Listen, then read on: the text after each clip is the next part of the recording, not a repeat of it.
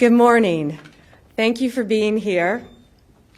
We have been out since about 4:30 this morning. The great men and women of law enforcement have been working on this operation for days and days, and probably weeks. Early this morning, one of the top leaders of MS-13 was apprehended. He was the leader for the East Coast, one of the top 3 in the entire country. Right here in Virginia, living half an hour outside of Washington, D.C. He is an illegal alien from El Salvador, and he will not be living in our country much longer. He's in custody this morning. One of the top leaders right here near our nation's capital. I just cannot thank Governor Youngkin enough for his leadership in this effort. This has been a joint effort with state and local agencies. FBI Director Patel, thank you so much. Terry Cole, Virginia Secretary of Public Safety, our U.S. Attorney, Eric Siebert, DHS Secretary Noem, of course, who is in El Salvador, the home country currently of our illegal alien.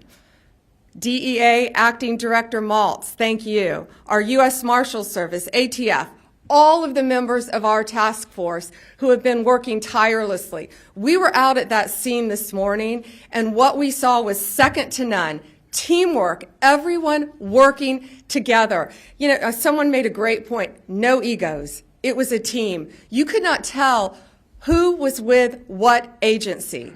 Everyone was working as a team.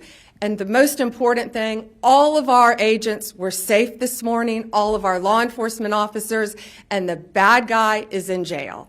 That's what matters. That's what happened. America is safer today because of one of the top domestic terrorists in MS-13. He is off the streets.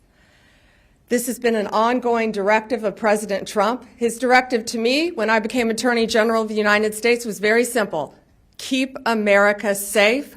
Make America safe again. And that's what these men and women have been doing tirelessly every single day since Donald Trump took office. We want to make our streets safer. We want to make our schools safer. We want to make your neighborhood safer. This guy was living in a neighborhood right around you. No longer, thanks to the great men and women of law enforcement. This task force that we have created is remarkable, using incredible technology that we will not discuss to catch and apprehend these horrible, violent, worst of the worst criminals. MS-13, they are organized, they are violent, they are committing homicides throughout our country. They are one of the most dangerous gangs in our country, and we are going to fight until they are completely dismantled. What I want to do, I want to have other governors, other law enforcement officers come here to Virginia and see this amazing task force, Governor, that is led by our agencies and Governor Youngkin. And what's happening here in Virginia? Arrests have increased 468% from the same period last year. We didn't need new laws, as President Trump always said. We needed a new president. And we have great leadership standing behind him to fight to keep America safe and make America safe again. We will keep your community safe, and we will continue to do that. It is my honor to introduce to you your Governor, Glenn Youngkin. Thank you, and welcome to Virginia.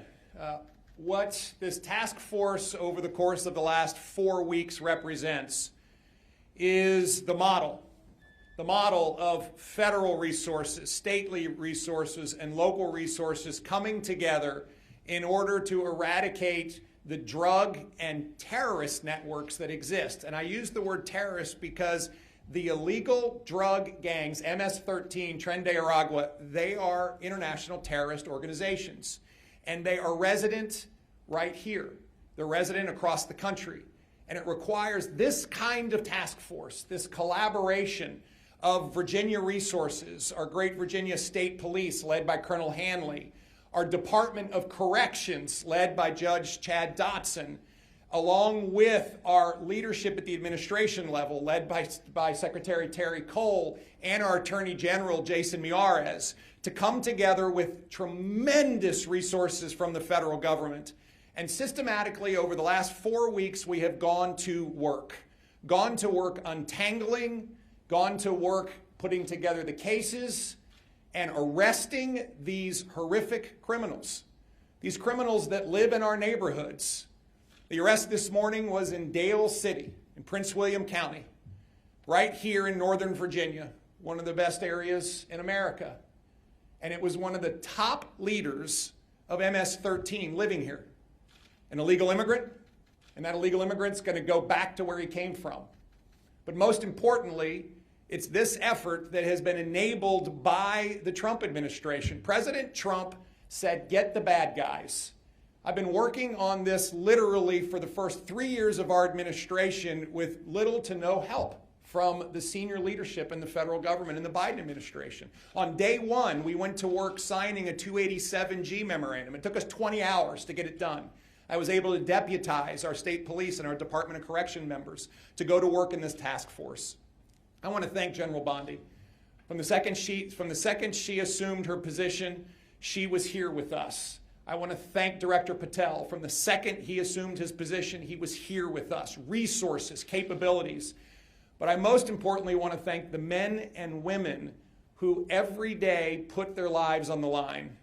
These folks go to work with a bulletproof vest on, and they so rarely have anyone say thank you. And today, they deserve a huge thank you. But they deserve a thank you every single day. Over the last 4 weeks, 340 horrific criminals have been arrested here in Northern Virginia. And that allows me to make one last comment. Local jurisdictions that claim sanctuary city status are absolutely unacceptable. Look who's in your community. Look who's living around the corner from citizens that are going to work trying to build their lives in a place that's the best place in America to live and work and raise a family. And yet we have one of the top 3 operatives from the most dangerous gang in America and the world living around the corner, and you sanctuary cities want to give refuge to them. Listen, it's time for us to recognize that Virginia is not a sanctuary state. We are working to get the bad guys out of here. And if you are a local jurisdiction and not helping us and not cooperating with us, you are working against the safety of all of those men and women that call your jurisdiction home. This task force is a sustainable effort, not a one and done. And that is the most impactful part of it. We get to continue to work together to, yes, General Bondi, make America safe again and make Virginia the safest state in America. I just want to thank everyone for their tremendous efforts. And now I want to hand it over to the U.S. Attorney of Virginia's Eastern District, Eric Siebert. Thank you, Governor. On March 3rd, we officially launched the operations as part of this Homeland Security Task Force. And this is first of its kind in the nation. It's interagency, which makes it unique. And it combines federal, state, and local resources to identify and arrest the most violent gang offenders in the Eastern District of Virginia. So working with our partners of all 4 divisions in the Eastern District of Virginia, we have created an intelligence-based model. And that's the focus, is intelligence-based, that drives this moving forward. So we can focus our attention on the transnational organized groups, such as MS-13, that have long plagued our communities.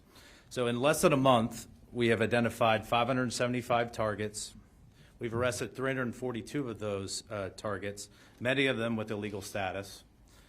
And of the 342 arrested, we've identified 81 individuals with gang or transnational crime affiliation. The Eastern District of Virginia U.S. Attorney's Office has already done 73 federal criminal complaints charging these individuals. And between federal and state partners, we've obtained and executed 39 search warrants. We're already hearing in the community that our efforts are having a deterrent effect on these gangs. And so moving forward with the information that we've obtained from our arrests and search warrants, we plan to use the task force model to continue to identify these bad actors and prioritize the rest of the most violent transnational criminals. I want to thank Attorney General Bondi, Governor Youngkin, FBI Director Patel, DA Administrator Waltz, and Secretary Cole for your trust on this and support of this Virginia task force. And I also want to thank the hard work of the agents and the special agents of Virginia State Police and the federal agents, and also the AUSAs. My prosecutors have been working around the clock to support this task force. And despite the tremendous success of this task force, I want the public to know this is just the beginning of our efforts. We have a sense of urgency on this, and we do not plan on stopping until every one of these violent gang members is off the streets. And to the criminals, I just have to say, we're coming. So at this time, I'd like to turn this over to FBI Director Patel.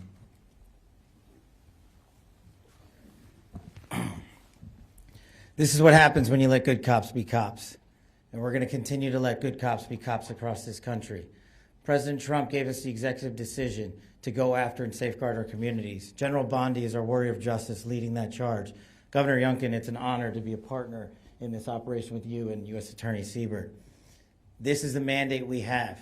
Right now we have an American dying every 7 minutes from a drug overdose.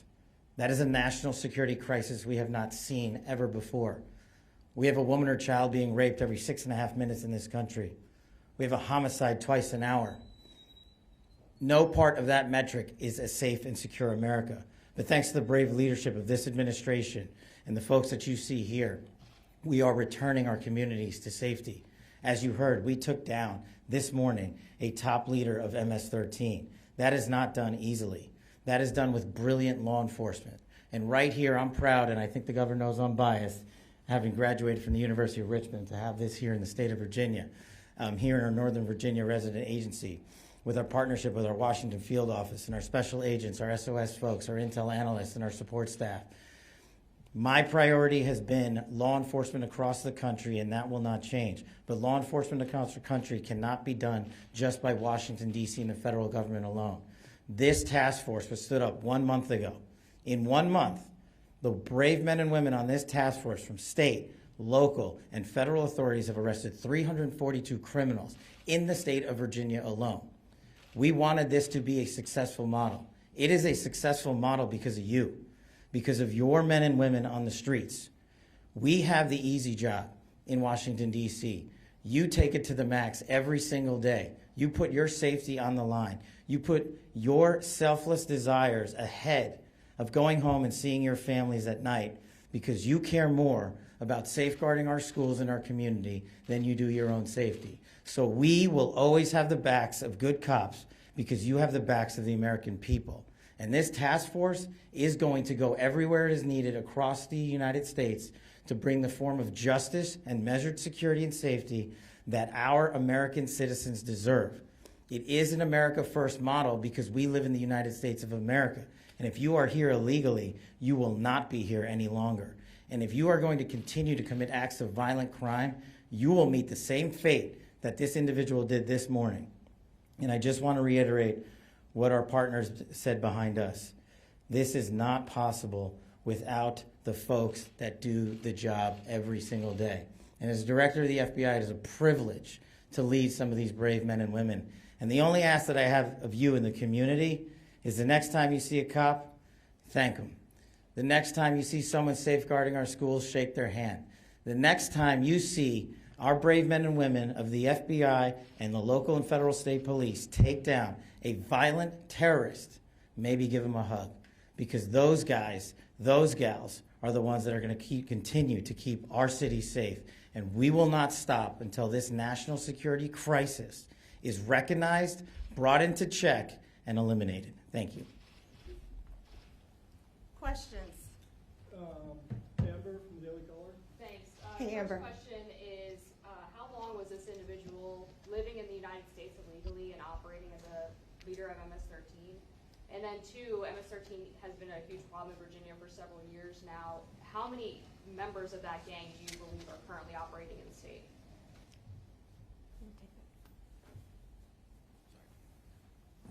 The bottom line is for far too long. And because of operational security, we won't get into too many of the details about this individual. But if you're here for a minute, a day, a month, or a year, you've been here far too long. And General Bondi has made it a priority at this FBI that we manhunt every single person committing an act of violent crime.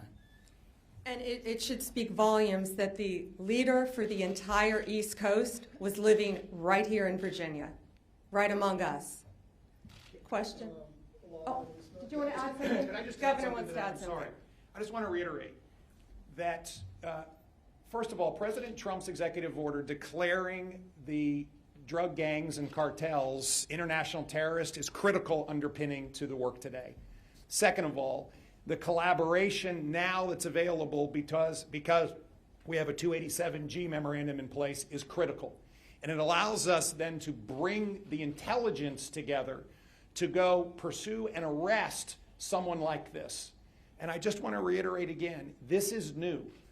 And the capabilities that are being displayed right now are capabilities that are now available not just to Virginia but to the rest of the country because of the administration's forward-leaning vision on how to use state and federal resources in collaboration in a way that has not been done. I have to say, Terry Cole has been leading our efforts in the Commonwealth brilliantly, but until we were able to bring in the federal resources in this way, bringing down somebody like this would not really have been possible.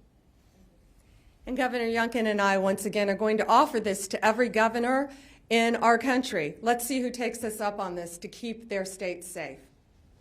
Questions? Hi.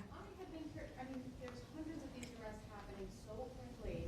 Have these individuals been identified under the Biden administration? Was there a paper trail of these people? Were they all identified and targeted with the Trump administration in place? And then I also wanted to hear from the governor, too, on Fairfax County.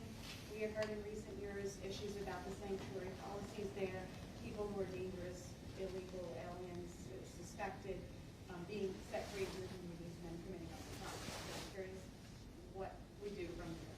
So first, many had been identified. They've been living here. Many had been identified. Living here, they were let freely into our country. All of these illegal aliens. I had gone to that border in September. Nothing humane was happening at that border. Passports stacked everywhere, everywhere. From every country you can imagine, people freely walking across our borders, fighting age men coming into our country. And this is the result of Joe Biden's open border policy. What our country has been plagued with. But from the second Donald Trump took office, he said he is going to make America safe. He shut down our borders, and now it's our job to get these people out of our country as fast as we can. And this coordinated group effort, this task force that has been put together, is making a difference here, and it will make a difference around the country. That's why you're seeing so many arrests so fast, because we will not have another Lake and Riley. We are going to catch them, we are going to apprehend them, and they are not going to like where they are going. Governor Youngkin, did you want to answer the second part? Thank you very much. First and foremost, this task force was designed in the White House with this team around the table. What do we need to do in order to go after the gangs, the cartels, and of course the drugs in a community like Northern Virginia, like Fairfax County, that has seen county leadership not pursue the necessary steps in order to fight this crime? And this task force was architected in a very quick period of time and stood up immediately. And in fact, when Director Patel was confirmed, within a day, he authorized this facility and these capabilities. General Bondi immediately came to lead it, and we found ourselves with truly one-of-a-kind resources going to work. And I just want to emphasize the pace and the focus. And so, no, these were not lists that were available in the previous administration because they wouldn't do that. And the minute that we had partners that would do this with us, then lists of 500, 600, 700 targets could be put together in collaboration with state police and federal authorities and our Department of Corrections. Critically important, and I cannot emphasize enough the collaboration and support and leadership out of the new administration that is so different than what we saw in at least the previous 3 years of my administration. Finally, with regards to counties that are demonstrating resistance to cooperate with federal authorities and particularly with ICE, This is why I have put in a budget amendment in our budget that if they're not going to cooperate with ICE, then we will withhold funding. Now, I need a General Assembly to vote for this.